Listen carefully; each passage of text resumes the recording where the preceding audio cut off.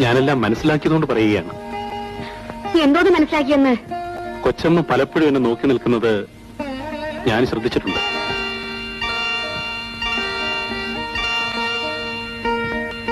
ആ മനസ്സെന്തിനാണ് തുടിക്കുന്നതെന്നും എനിക്കറിയാം.